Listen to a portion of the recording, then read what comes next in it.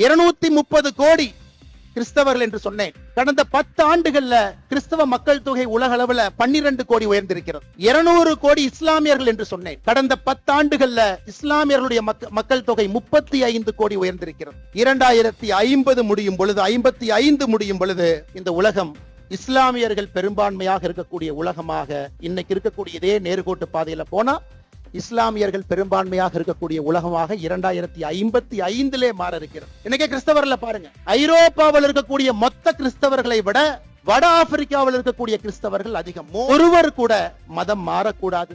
மதம் மாறினவங்களை திரும்பி கொண்டு வர வேண்டும்.